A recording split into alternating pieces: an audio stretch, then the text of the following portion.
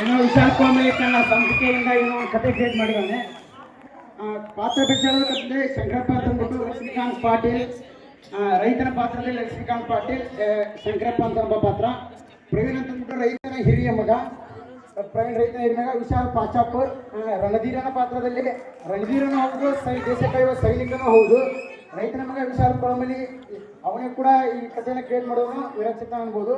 ದೇವೇಗೌಡ ಶಿವರಾಜ್ ಬೋವಿ, ಪ್ರತಾಪ್ ಅಂದ್ಬಿಟ್ಟು ಲಕ್ಷ್ಮಣ್ ಸುಳ್ಗಾರ್, ಇವನ್ತಾನೆ ಸ್ವಲ್ಪ ನಾಟಕಕ್ಕೆ ಹಾಸ್ಯ ಕ್ರಿಯೆಯಾಗಿರ್ಬೋದು.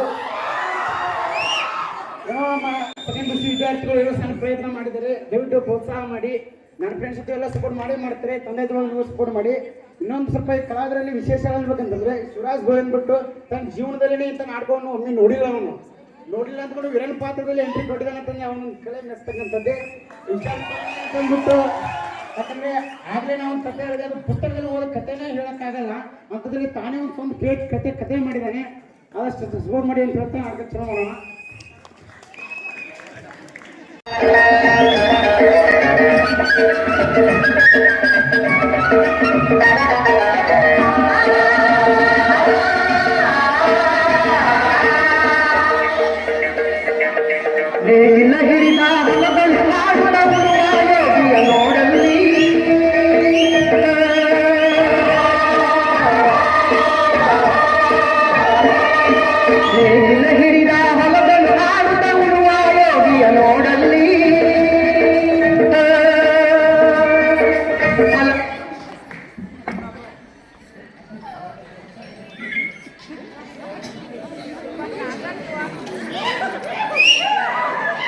ತಾಯಿ ಭೂಮಾತೆ, ರೈತನ ಪಾಲಿನ ರತ್ನವೇ ನೀನಮ್ಮ. ರೈತನೇ ದೇಶದ ಬೆನ್ನೆಲುಬು ಅನ್ನುವ ಕಾಲದಲ್ಲಿ ರೈತನಿಗೆ ಬೆನ್ನೆಲುಬು ಇಲ್ಲದಂತಾಗಿದೆ. ಎಲ್ಲಿ ನೋಡಿದರಲ್ಲಿ ಅನ್ಯಾಯ, ವಂಚನೆ, ಅಸೂಯೆಯಿಂದ ಕೂಡಿದ ಜಗತ್ತು. ಇಂತಹ ಜಗತ್ತು ಇರುವಾಗ ನಾವು ರೈತರು ಎಲ್ಲಿ ಬದುಕಬೇಕು? ಹೀಗಾಗಿ ನಾವೆಲ್ಲಿ ಬದುಕಬೇಕು? ಅನ್ಯಾಯ, ಮೋಸ, ವಂಚನೆ ನಡೆಯುತ್ತಿದೆ. ಹೌದಪ್ಪ, ನೀನು ಹೇಳುತ್ತಿರುವುದು ನಿಜಾನೇ. ದೇಶದ ತುಂಬಾ ವಂಚಕರು ತುಂಬಿರುವಂತಹ ಈ ಕಾಲದಲ್ಲಿ ಅಷ್ಟೇ ಅಲ್ಲದೆ ಬಡವರ ಅನ್ನವನ್ನುಂಡು ಬಡವರಿಗೆ ದ್ರೋಹ ಬಗೆಯುವಂತಹ MLA ದೇವೇಗೌಡರಂತವರಿರುವಾಗ ಇನ್ನೆಲ್ಲಿ ಈ ರೈತನ ಸಂಕಟ ಪಾರಾಗಬೇಕಪ್ಪ, ಪಾರಾಗಬೇಕು. ಯಾಕಾಗಲ್ಲ ಮಗ, ಆಗುತ್ತೆ. ಇಂದಿಲ್ಲ ನಾಳೆ ಮತ್ತೆ ಮುರಾರ್ಜಿ ದೇಸಾಯಿ, ಡಿ ದೇವರಾಜ್ ಅರಸೂರ್ ಅಂತಹ ರೈತರ ಪಾಲಿನ ರಾಜಕಾರಣಿ ಹುಟ್ಟಿ ಬಂದು ರೈತರಿಗೋಸ್ಕರ ರೈತರ ಸಂಕಷ್ಟವನ್ನು ಪಾರು ಮಾಡುತ್ತಾರನ್ನೋ ನಂಬಿಕೆ ನನಗಿದೆ. ನೀ ಚಿಂತಿಸಬೇಡ.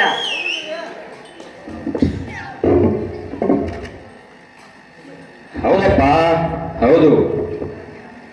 ಇಂತಹ MLAಗಳಿರುವಾಗ ನಮ್ಮಂತಹ ದೇಶ ಉದ್ಧಾರ ಆಗುವುದು ಯಾವಾಗ? ಅಂತಹ ದುಷ್ಟ MLAಗಳಿಂದ ಇಂತಹ ನಮ್ಮಂತಹ ರೈತರೆಲ್ಲರೂ ಒಗ್ಗಟ್ಟಾಗಿರಬೇಕಷ್ಟೇ. ಹೌದು ಮಗ, ಹೌದು.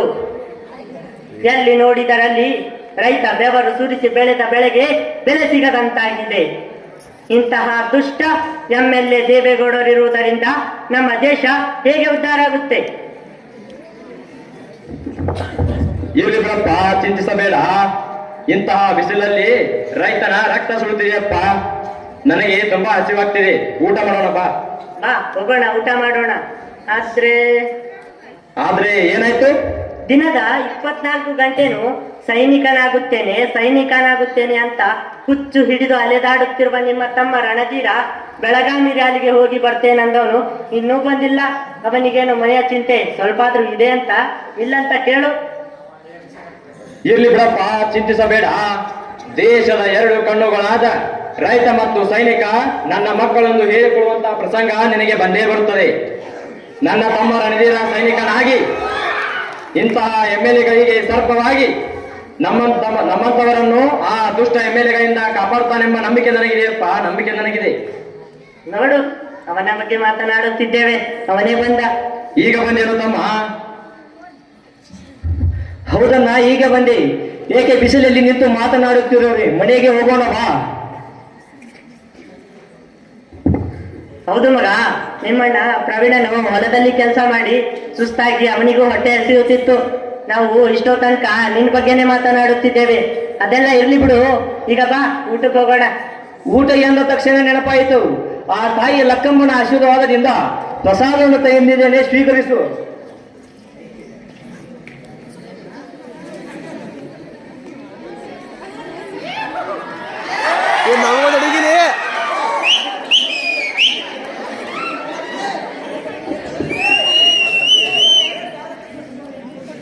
ಏನಾಯ್ತಮ್ಮ, ಬೆಳಗಾವಿ ರ್ಯಾಲಿಗೆ ಹೋಗಿದ್ದೆ ಅಂತಲ್ಲ? ರ್ಯಾಲಿ ಏನು ಆಯ್ತಣ್ಣ, ಆದರೆ ಮೆರಿಟ್ ಲಿಸ್ಟ್ಗೋಸ್ಕರ ಕಾಯಬೇಕು. ನನ್ನ ತಮ್ಮ ರಣಧೀರ ಸೈನಿಕನಾಗಬೇಕೆಂದು ಆ ದೇವಿಯಲ್ಲಿ ಬೇಡಿಕೊಳ್ಳುತ್ತೇನೆ. ಆಯ್ತಣ್ಣ, ನಿನ್ನ ಮತ್ತು ಅಪ್ಪನ ಆಶೀರ್ವಾದ ಸದಾ ನನ್ನ ಮೇಲೆ ಹೀಗೆ ಇರಲಿ. ನಾನು ಕೂಡ ಭಾರತ ಮಾತೆಯ ಸೇವೆ ಮಾಡುವ ಹಂಬಲದಲ್ಲಿದ್ದೇನೆ. ಅಲ್ಲ ಮಗ, ಯಾವಾಗ ನೋಡಿದ್ರು ಸೈನಿಕನಾಗುತ್ತೇನೆ ಸೈನಿಕನಾಗುತ್ತೇನೆ ಅಂತಿರ್ದಿಯಲ್ಲ, ಆ ಸೈನಿಕ ಪದದಲ್ಲಿ ಅಂತದ್ದೇನಿದೆ? ನೋಡಪ್ಪ, ಸೈನಿಕ ಎನ್ನುವ ಮೂರಕ್ಷರದಲ್ಲಿಯೇ ಸ್ವರ್ಗವಿದೆ. ಕಾಡಿನಲ್ಲಿ 106 ಮರಗಳಿದ್ದರು, ಶ್ರೀಗಂಧದ ಮರವೇ ಶ್ರೇಷ್ಠ. ನಾಡಿನಲ್ಲಿ 106 ನೌಕರಿಗಳಿದ್ದರು, ನನಗೆ ಆರ್ಮಿ ನೌಕರಿನ ಶ್ರೇಷ್ಠ. ಭಾರತ ಮಾತೆಯ ಸೇವೆ ಮಾಡುವುದು ಅದೃಷ್ಟ ಎಲ್ಲರಿಗೂ ಸಿಗಲ್ಲಪ್ಪ, ಸಿಗಲ್ಲ. ಹೌದಾ? ಆ ಸ್ವರ್ಗ ಎಲ್ಲಿದೆ? ಸ್ವರ್ಗ ಒಂದು ತಾಯಿಯ ಮಡಿಲಲ್ಲಿ, ಇಲ್ಲ ತಂದೆ ಹೆಗಲಲ್ಲಿ, ಇಲ್ಲ ಭಾರತ ಮಾತೆಯ ಮಡಿಲಲ್ಲಿ ಮಾತ್ರ ಪುಣ್ಯದ ಸಾವು ಇರೋದು.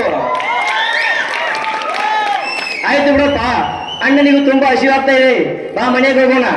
ನಡೀರಿ ಹೋಗೋಣ.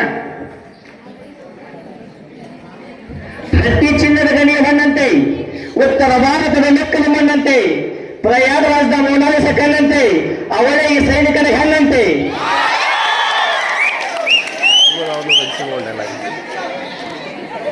ಜಡ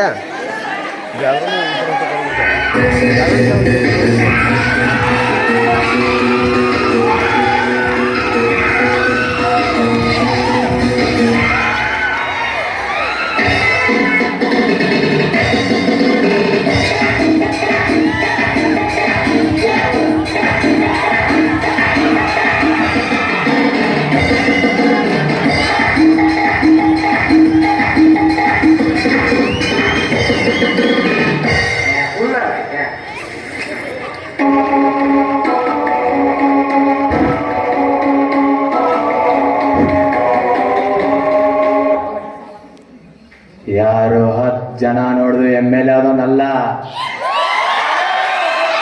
ನಾನ್ ಹೊಡೆದಿರೋ 10 ಜನನು MLAಗಳೇ. ಲೇ ಪ್ರತಾಪ, ಹೇಳ್ರಿ, ಈಗ ಹೊಡ್ರಿ, ಇಲ್ಲೇ ಅದನ್ರಿ. ಆ ಬಡ ಶಂಕರಪ್ಪನ ಮನೆಗೆ ಹೋಗಿ ಕೊಟ್ಟ 1 ಲಕ್ಷ ಸಾಲ ಮತ್ತು ಪೈಟನ್ನು ತೆಗೆದುಕೊಂಡು ಬಂದ್ರೆ ಎಲ್ಲಿಗೆ ಹೋಗಿದ್ದೆ?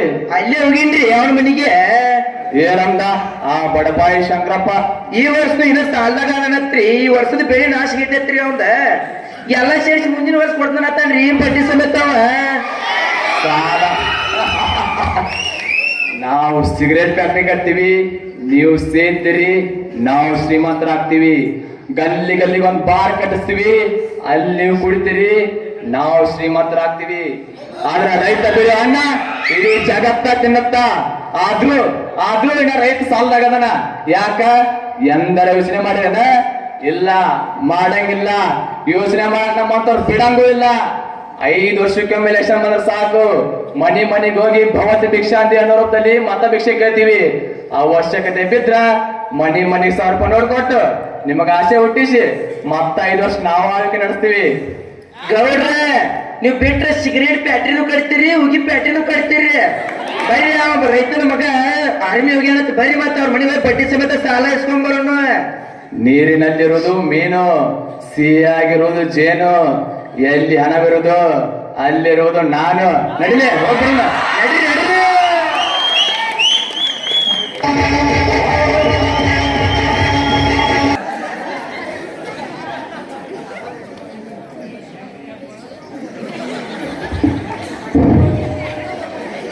ಏನಪ್ಪ, ನೀರಿಲ್ಲದೆ ಬೆಳೆಗಳೆಲ್ಲ ಒಣಗುತ್ತಿವೆ.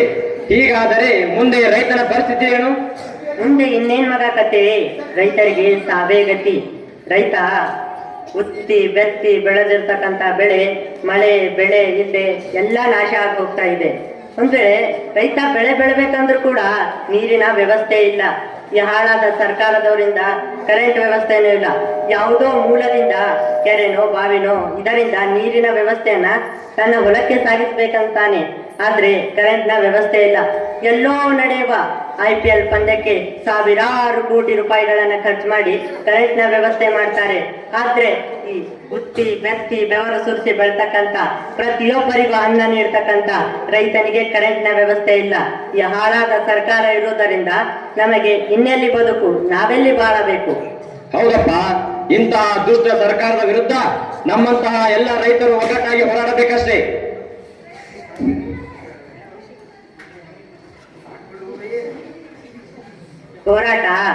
ಹೋರಾಟ ಮಾಡಿದ್ರೆ ಪೊಲೀಸರಿಂದ ದಾಳಿ ಮಾಡಿಸ್ತಾರೆ, ರೈತರನ್ನ ಹೆದರಿಸ್ತಾರೆ. ಇಂತಹ ಸರ್ಕಾರ ಇದ್ದಾಗ ನಾವೆಲ್ಲಿ ಹೋರಾಟ ಮಾಡಬೇಕು?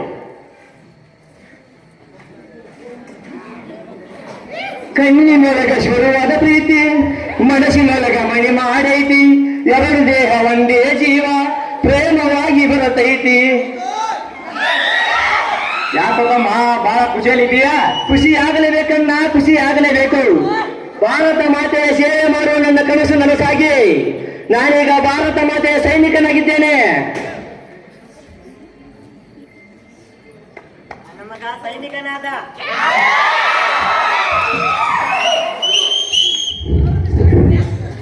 ಇಂದು ಬಡವನ ಮನೆಗೆ ಭಾಗ್ಯ ಬಂದಂತಾಯಿತು. ಹೆಜ್ಜೆ ಹೆಜ್ಜೆಗೂ ದರ್ಪ ತೋರುತ್ತಿರುವಂತ ಆ MLA, ದುಷ್ಟ MLA ದೇವೇಗೌಡನ ನಾಂದಿ ಹಾಡುವ ಸಮಯ ಬಂದಾಯಿತು. ಆ ದುಷ್ಟ ದೇವೇಗೌಡನ ವಿಚಾರ ನನಗೆ ಬಿಡಪ್ಪ. ಅಂತಹ ಶಕ್ತಿಯ ಶ್ರೀಮಂತರನ್ನು ಬದುಕು ಪಡೆಯಲಿಕ್ಕೆಂದೇ ನಾನು ಹುಟ್ಟಿದ್ದು. ನಾನು ಆರನೇ ಪಾಸ್ ಆಗಿದ್ದೇನೆ. ಮೊದಲು ಶ್ರೀಮಂತ ಹೋಗು.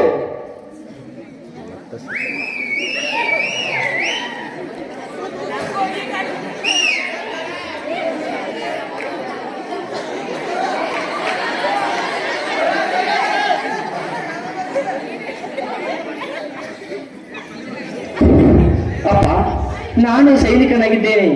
ಇನ್ನು ಕೆಲವು ಕ್ಷಣಗಳಲ್ಲಿ ಸೇವೆಗೆ ಹೋಗುತ್ತೇನೆ. ನಿನ್ನ ಜೊತೆ ಸಂಭ್ರಮ ಹಂಚಿಕೊಳ್ಳೋಣ ಬಾ. ಇನ್ನು ಹುಡುಗಾಡಿಗೆ ಬಿಟ್ಟಿಲ್ವೇನೋ ನೀನು? ಇನ್ನೇನಪ್ಪ, ಸೈನಿಕನಾಗಿದ್ದೇನೆ, ಸಂತೋಷ ಹಂಚೋಣ ಬಾ. ಇರ್ಲಿ, ನಿನ್ನ ಸಂತೋಷವೇ ನನ್ನ ಸಂತೋಷ.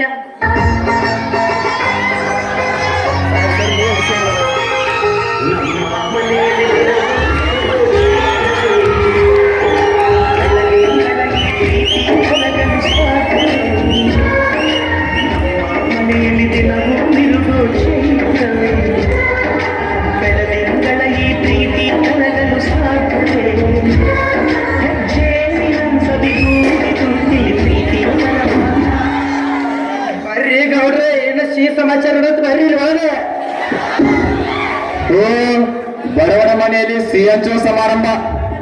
ಬನ್ನಿ MLA ಸಾಹೇಬ್ರೆ, ಬನ್ನಿ, ಕುಳಿತುಕೋ ಬನ್ನಿ. ಲೇ ಬಡವ, ನಿನ್ನ ಜೊತೆ ಕುಳಿತು ಮಾತಾಡೋದಕ್ಕೆ ಬಂದಿಲ್ಲ ನಾನು. ನಾನು ಕೊಟ್ಟ 1 ಲಕ್ಷ ಸಾಲವನ್ನು ವಸೂಲಿ ಮಾಡಲು ಬಂದಿದ್ದೇನೆ. 1 ಲಕ್ಷನಾ? ಅಷ್ಟು ಯಾಕೆ ದನಿಯವರೇ? ಯಾಕೆ ಮರೆತೆಯಾ? ಕಳೆದ ವರ್ಷ ಬೆಳೆ ನಾಶವಾಯಿತೆಂದು ನನ್ನ ಹತ್ರ ಒಂದು ಸಾಲವನ್ನು ತೆಗೆದುಕೊಂಡಿದ್ದೆ. ಬೆಳೆ ನಾಶ ಆಯಿತೆಂದು 50,000 ಮಾತ್ರ ತೆಗೆದುಕೊಂಡು ಇದ್ದೇನೆ. ಆದ್ರೆ ನೀವು ಸುಳ್ಳು ಹೇಳುತ್ತಿರುವಿರಿ. ಸುಳ್ಳು ಹೇಳೋದಕ್ಕೆ ನನಗೆ ಹುಚ್ಚಿಡ್ದಿಲ್ಲ. ಲೇ ಬಡವ, ಲೇ ಸಕ್ಕಿನ ಶ್ರೀಮಂತ, ಮಾತಿಗೆ ಬಡವ ಎಂದಿದ್ದೇ ಆದರೆ ನಿನ್ನ ನಾಲಿಗೆಯನ್ನು ಕಿತ್ತಿ ನಿನ್ನ ಚರ್ಮವನ್ನು ಸುಲಿದು ನಮ್ಮೂರ ಅಗಿಸಿದಾಗೆ ಕಟ್ಟಿ ಬಿಡುವ ಎಚ್ಚರ. ನನಗೆ ಎಚ್ಚರ ಹೇಳುವ ಹುಚ್ಚುಕೊಂಡೆ. ನನ್ನನ್ನು ತಡೆಯಗೊಂಡು ಇನ್ನು ಈ ಭೂಮಿ ಮೇಲೆ ಹುಟ್ಟಿಲ್ಲ, ಹುಟ್ಟೋದಿಲ್ಲ. ಇದು ಬೇಡ ಬಡವ ದೊಡ್ಡಗಳು. ನಿನ್ನನ್ನು ತಡೆಯಲಿಕ್ಕೆಂದೇ ಭಾರತ ಮಾತೆಯ ಗರಿಯಲ್ಲಿ ಭುವನೇಶ್ವರಿಯ ಮರಿಯಲ್ಲಿ ತಾಯಿ ಮಲ್ಲಮ್ಮನ ಉದರದಲ್ಲಿ ಹುಟ್ಟಿದ್ದು ನಿನ್ನಂತ ಅದೃಷ್ಟ ಶಕ್ತಿಗಳು ಕೊಂಡು ನಿನ್ನ ಸೊಕ್ಕನ್ನು ಮುರಿಯುತ್ತೇನೆ. ನನ್ನ ಸೊಕ್ಕನ್ನು ಮುರಲಿಕ್ಕೆ ನಿಮ್ಮಪ್ಪ ಶಂಕರಪ್ಪನಿಂದಲೇ ಸಾಧ್ಯವಾಗಿಲ್ಲ. ಇನ್ನು ಅವನ ಮಗನಾಗಿ ನೀನೇನು ಮಾಡಬಲ್ಲೆ? ನೀನು ಕೇವಲ ಗಡಿ ಕಾಯುವ ಸೈನಿಕ ಮಾತ್ರ. ಲೇ ದೇವೇಗೌಡ, ಸೈನಿಕರ ಬಗ್ಗೆ ಕೇವಲವಾಗಿ ಮಾತನಾಡಿದರೆ ನನ್ನ ಎರಡನೇ ಮುಖ ನೋಡಬೇಕಾಗಿತ್ತು. ಲೇ ರಣವೀರ, ಸೈನಿಕ ಎಂದಿಷ್ಟೊಂದು ಮರೆಯುವ ನೀನು ನಾನು ಕೊಟ್ಟ ಸಾಲದಿಂದಲೇ ಸೈನಿಕನಾಗಿವೆಂದು ಮರೆಯಬೇಡ. ಯಾವುದು ನೀನು ಕೊಟ್ಟ ಸಾಲ? ಬಡವರ ಹೊಟ್ಟೆ ಮೇಲೆ ಹೊಡೆದು ಅದೇ ಹಣದಿಂದಲೇ ಬೆಳೆದು ನೀನು ನನಗೆ ಸೈನಿಕ ಹಣ ಕೊಟ್ಟಿದ್ದೀಯಾ? ನೀನು ಕೊಟ್ಟ ಹಣದಿಂದ ನಾನು ಸೈನಿಕನಾಗಿಲ್ಲ. ನನ್ನ ಕಠಿಣ ಪರಿಶ್ರಮ ಮತ್ತು ಗುರು ಸಾಧಿಸುವ ಛಲದಿಂದ ಸೈನಿಕನಾಗಿದ್ದೇನೆ. ಸಾವಿಗೆ ಸ್ವಾದ್ಯರು ಸವಾಲಾಗಿದ್ದ ಸೈನಿಕ ಹನುಮಂತಪ್ಪ ಕಪ್ಪನ ಪರಮ ಭಕ್ತ ಕಂಡ ನಾನು.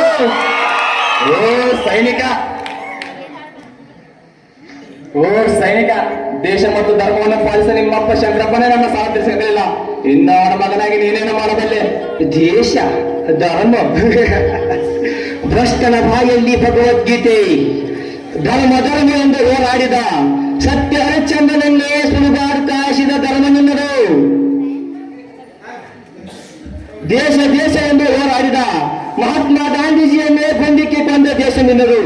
ಒಂದು ಹೆಣ್ಣು ಏಕಾಂಗಿ ಹೇಗೆ ಕಂಡರೆ ಸಾಕು ಅತ್ಯಾಚಾರ ಎಸಗುವ ಜನ ನಿನ್ನದು.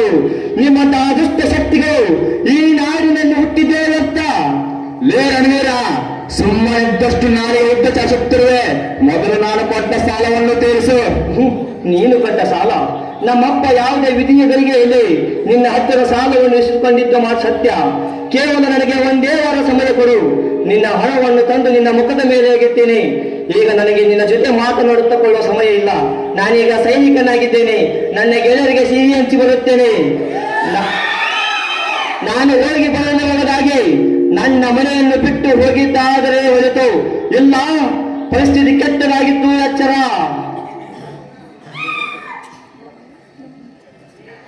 ನಾನು ಹೋಗಿ ಬರೋದ್ರೊಳಗೆ ನೀನು ಹೋಗಲೇಬೇಕು.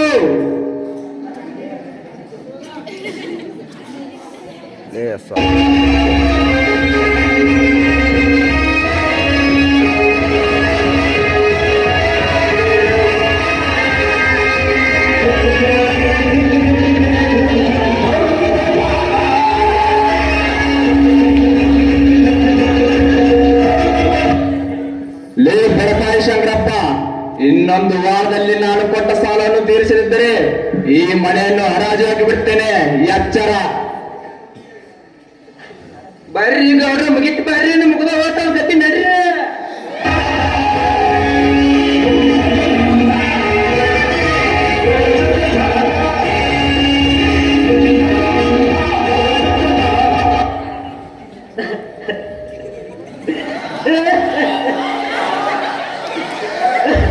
ಅಯ್ಯೋ ಶಿವನೇ, ತಲಾಂತರದಿಂದ ಕಾಪಾಡಿಕೊಂಡ ಬಂದು ಮನೆ ಇಂದು ನನ್ನಿಂದ ಹರಾಜಾಗುವಂತಾಯಿತೆ.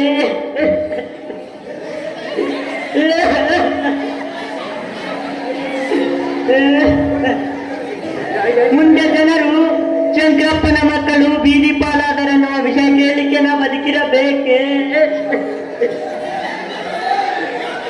ಈ ಮನೆ ನನ್ನ ಪ್ರಾಣ ಇದ್ದಂತೆ. ಈ ಮನೆಯ ಒಂದೊಂದು ಕಲ್ಲಿನಲ್ಲೂ ನನ್ನ ಬೆವರು ಸುರಿಸಿದ ಹನಿ ಇದೆ. ಹಾಗಾಗಿ ಈ ಮನೆ ಹರಾಜಾದ್ರೆ ನನ್ನ ಪ್ರಾಣವೇ ಹೋದಂತೆ. ಹೌದಪ್ಪ, ನೀನು ಹೇಳುತ್ತಿರುವುದು ನಿಜಾನೇ.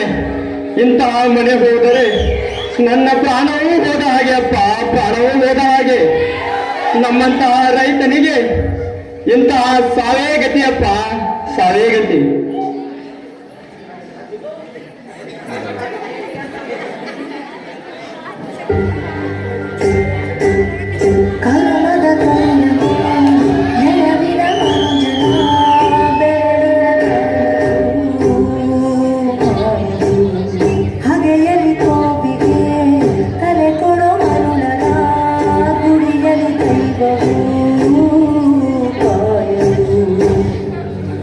ಕತ್ತಲ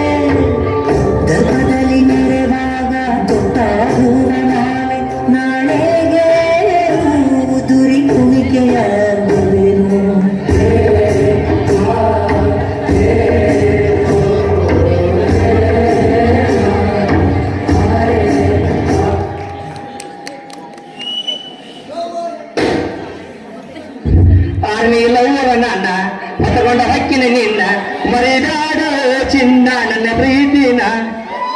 ಅಣ್ಣ ಅಪ್ಪ, ಈ ಕೆಲವೇ ಕ್ಷಣಗಳಲ್ಲಿ ನಾನು ಭಾರತ ಮಾತೆಯ ಸೇವೆ ಮಾಡೋದಕ್ಕೆ ಡ್ಯೂಟಿಗೆ ಹೋಗಬೇಕು. ಅಪ್ಪ, ಚಿಕ್ಕ ವಯಸ್ಸಿನಿಂದಲೂ ನಿನ್ನ ಕೈ ತುತ್ತು ತಿನ್ನಬೇಕು ಅನ್ನುವ ಆಸೆ ನನಗಿದೆ. ಈಗ ಸೈನಿಕನಾಗಿ ಭಾರತಾಂಬೆ ಗಡಿಗೆ ಹೊಂದಿದ್ದೇನೆ. ಬಾ, ದಯವಿಟ್ಟು ನಿನ್ನ ಕೈ ತುತ್ತು ತಿನ್ನಿಸು ಬಾ. ಅಪ್ಪ, ಅಣ್ಣ, ಮಲಗಿದ್ದೀರಾ? ಇರ್ಲಿ, ನಾನೇ ವ್ಯವಸ್ಥಿನಿ. ಅಣ್ಣ,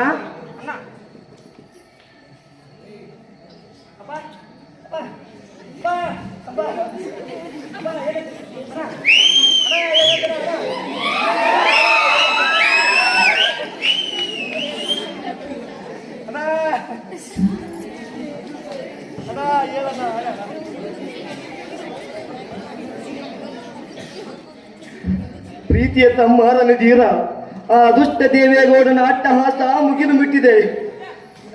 ಅವನಿಗೆ ದುರಹಂಕಾರ ತಲೆಗೇರಿದೆ. ಬಡವರಿಗೆ ಸಾಲ ಕೊಟ್ಟು ಅವನು ಅವರ ಹೊಟ್ಟೆಯ ಮೇಲೆ ಹೊಡೆದು ತನ್ನ ಹೊಟ್ಟೆಯನ್ನು ತುಂಬಿಸಿಕೊಳ್ಳುತ್ತಿದ್ದಾನೆ. ನಮ್ಮಂತಹ ಅನೇಕ ರೈತರು ಅವನ ದೌರ್ಜನ್ಯಕ್ಕೆ ಒಳಗಾಗಿದ್ದಾರೆ. ಆ ದೇವೇಗೌಡನು ತಾನು ಕೊಟ್ಟ ಸಾಲಕ್ಕೆ ದುಪ್ಪಟ್ಟು ಬಡ್ಡಿ ಕೇಳಿ ಕೇಳಿ ರೈತರನ್ನು ಹಿಂಸಿಸುತ್ತಿದ್ದಾನೆ. ಮೊದಲೇ ನಷ್ಟದಲ್ಲಿರುವ ರೈತರು ತಮ್ಮ ಹೊಟ್ಟಿಗೆ ಹಿಟ್ಟಿಲ್ಲದೆ ಪರದಾಡುವಂತಾಗಿದೆ. ಅಂತಹದರಲ್ಲಿ ಈ ದೇವೇಗೌಡನಿಗೆ ಸಾಲ ಮತ್ತು ಬಡ್ಡಿಗಾಗಿ ಪದೇ ಪದೇ ಪೀಡಿಸುತ್ತಿದ್ದಾನೆ.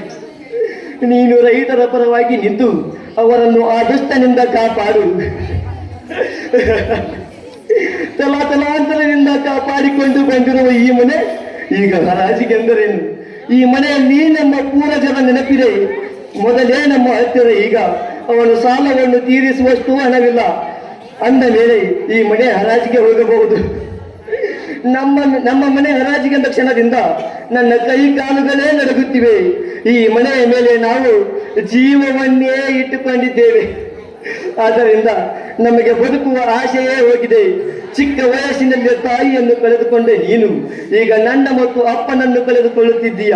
ನಾನು ಮತ್ತು ಅಪ್ಪ ಇಬ್ಬರು ಆ ದುಷ್ಟ ದೇವೇಗೌಡನ ಹಿಂಸೆಯಿಂದ ಆತ್ಮಹತ್ಯೆ ಮಾಡಿಕೊಂಡಿದ್ದೇವೆ. ದಯವಿಟ್ಟು ನನ್ನನ್ನು ಕ್ಷಮಿಸು. ಇಂತಿ ನಿನ್ನ ಪ್ರೀತಿಯ ಅಣ್ಣ ಪ್ರವೀಣ. ಚಿಕ್ಕ ವಯಸ್ಸಿನಲ್ಲಿಯೇ ತಾಯಿಯನ್ನು ಕಳೆದುಕೊಂಡ ನನಗೆ ಯಾವುದೇ ರೀತಿಯಲ್ಲಿ ತಾಯಿಯ ಪ್ರೀತಿಯ ಕೊರತೆ ಇಲ್ಲದ ಹಾಗೆ ಬೆಳೆಸಿದೆ. ನಿನ್ನೆ ಅಣ್ಣ ಮತ್ತು ಅಪ್ಪನನ್ನ ಕಳೆದುಕೊಂಡ ನಾನು ಯಾರಿಗೋಸ್ಕರನಾದರೂ ಬದುಕಲಿ. ದುಷ್ಟ ದೇವೇಗೌಡ, ನೀನು ಮಾಡಿದ ಅನ್ಯಾಯವನ್ನು ಸಹಿಸಿಕೊಂಡು ಸುಮ್ಮನೆ ಕೂರಲಿಕ್ಕೆ ನಾನೇನು ಶಿವನ ಮುಂದೆ ಕುಂತಿರುವ ನಂದಿಯಲ್ಲ. ನಿನ್ನಂತಹ ದುಷ್ಟ ಶುಂಭನನ್ನೇ ಸಂಹಾರ ಮಾಡಿದ ಗೆರಿಗೆಯನ್ನು ಹತ್ತುತ್ತಿರುವ ಸಿಂಹ ಕಂಡೆ ನಾನು. ನೆನೆಸಿಕೋ ನಿನ್ನ ಗ್ರಾಮ ದೇವತೆಯನ್ನು, ಹೂಡು ನಿನ್ನ ಯಮನ ಬಂಡಿಯನ್ನು. ನಿನ್ನ ಸಾವಿಗೆ ನಾನೇ ಕಾರಣ. ನನ್ನ ಅಣ್ಣ ಮತ್ತು ಅಪ್ಪನ ಸಾವಿಗೆ ಕಾರಣವಾದ ನಿನ್ನನ್ನು ಕೊಲ್ಲದೇ ಬಿಡೋದಿಲ್ಲ. ನಿನ್ನನ್ನು ಕೊಂದು ನಮ್ಮೂರಿನ ರೈತರಿಗೆ ಸಿಹಿ ಹಚ್ಚುವುದೇ ನನ್ನ ಕೆಲಸ. ನೆನೆಸಿಕೋ ನಿನ್ನ ಗ್ರಾಮ ದೇವತೆಯನ್ನು. ಬರುತ್ತೇನೆ ಹಿಂದೆ ನಿನ್ನ ಸಂಹಾರಕ್ಕೆ.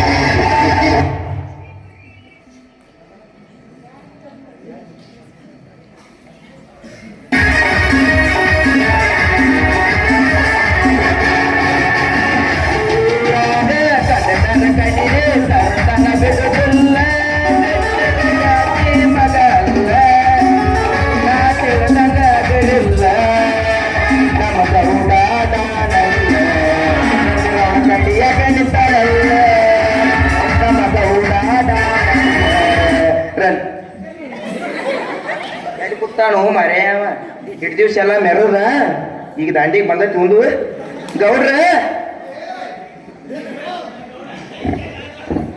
ಯಾಕ ಬಿರುಗಾಳ ನಮ್ಮ ಕಡೆನ ಬಿಸಾತತ್ಲ ಇವತ್ತ ಯಾಕ್ಲಿ ಏನಂತ ರಾತ್ರಿ ಕುಡ್ದಿದ್ದೀನಿ ಅದಲ್ಲನ ಏನ ಕಾತನಲ್ರಿ ಕುಡಿಯಂಗ ಏನ್ರಿ ನೀವು ಮಂಡ್ಯ ರಸ್ತೆ ಮಾಡಿದ್ರಿ ಏನ್ ನಮ್ಮನ ಹಾಗೇನಿಲ್ಲ ಮತ್ತ ರಣಜರಿಗೆ ನಿಮ್ಮ ಕಡಿಯಾಕ ಸಜ್ಜಗ್ಯಾರ ಕೈಯಾಗ ಒಂದು ಒಬ್ಬಂದ ಚೂಪ್ ಅಂದ ಪಾಟ್ಲಿ ಹಿಡ್ಕೊಂಡು ಸಿಂಹ ಗರ್ಜನೆ ಮಾಡ್ಕೊತ ಬರಾಕತ್ತ ನಾವ ಅವನಿಗೆ ಯಾಕೆ ಅನ್ಸ್ತಿಲಿ ಅವೇ ಮಾಡ್ತಾನ ನಾ ಇರೋ ಮಟ ಇಟ್ ದಿವ್ಸ ನನಗೂ ಏನೋ ಹಂಚಿಕಿದ್ರಿಕಿಲ್ಲ ಈಗ ಎಲ್ಲ ಮತ್ ನಮಗೂ ಮುಂದೆ ನಾವೆಲ್ಲ ಮುಂದೆ ಬಾಳೆ ಮಾಡವ್ರು ನಮಗೂ ಮುಂದೆ ಲಾಗಣ ಅದು ಅದಾವು ಮತ್ತ ಅವ್ ಕೈಯಾಗ ಕಡ್ಕೊಂಡು ಎಲ್ಲಿ ಹೋಗುನು ಏನ ಈಗ ಇದನ್ನೆಲ್ಲ ಕೇಳಿ ನಿಮ್ಗೆ ಪಚ್ಚಕ್ಕ ಅನ್ನಕತ್ತಿಲ್ಲ ಈಗ ಬಂದ ನಿಮ್ಮ ಟಿಸಿಕ್ ಪಿಗ ಪೇಪ ಅಣಿಸ್ಬೇಕ ನಾವು ನಿಮ್ಮನ್ನ ಹೋಗೋದು ಹಾಕೊಂಡು ಏನು ಟ್ರ್ಯಾಂಡ್ ಹೋಗೋದು ಹಾಕೊಂಡು ನಾನು ಜಂಬಾಗಿ ನನ್ನೂರ ನಂಬಲಿಲ್ಲ ನಮ್ಮ ಗೌಡ್ರ ನಾ ಬಾಳ ಹಚ್ಕೊಂಡವ್ರು ಹೊಂಟಾರಲ್ಲೋ ದೂರ ನಾ ಬಾಳ ಹಚ್ಕೊಂಡವ್ರು ಹೊಂಟಾರಲ್ಲೋ ದೂರ ಹೂವಿನ ಬಾಣದಂತೆ ಯಾರಿಗೂ ಕಾಣದಂತೆ ನಮ್ಮ ಗೌಡ್ರ ಹೊಂಟಾನು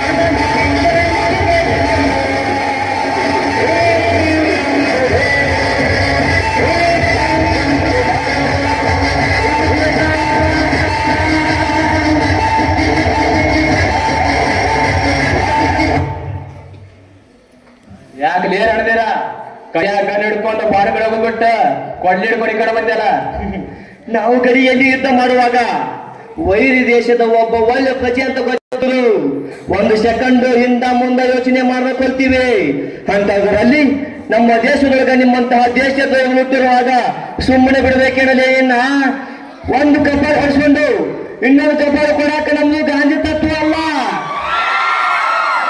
ರಕ್ತಕ್ಕೆ ರಕ್ತಾನೇ ಬೇಕು ಅನ್ನೋ ಭಗತ್ ಸಿಂಗ್ ತತ್ವಲೇ ಭಗತ್ ಸಿಂಗ್ ಬಗ್ಗೆ ಮಾತಾಡೋಕೆ ಇದು ಬ್ರಿಟಿಷರ ಕಾಲ ಅಲ್ಲ ಇಲ್ಲಿ ನಾವು ಮಾಡಿದ್ದೇ ಸರ್ಕಾರ ಅಂದು ಬ್ರಿಟಿಷರ ವಿರುದ್ಧ ಹೋರಾಡಿ ಭಗತ್ ಸಿಂಗ್ ಭಾರತಕ್ಕೆ ಸ್ವಾತಂತ್ರ್ಯ ಕೊಟ್ಟ ಇಂದು ನಿಮ್ಮಂತ ಅದೃಷ್ಟ MLA ವಿರುದ್ಧ ಹೋರಾಡಿ ನಾ 3 ರೈತರಿಗೆ ನಾನು ಸ್ವಾತಂತ್ರ್ಯ ಕೊಡಿಸುತ್ತೇನೆ ಮೈಯಲ್ಲಿ ಆರ್ಮಿ ಬಟ್ಟೆ ಕೈಯಲ್ಲಿ ರೈತನ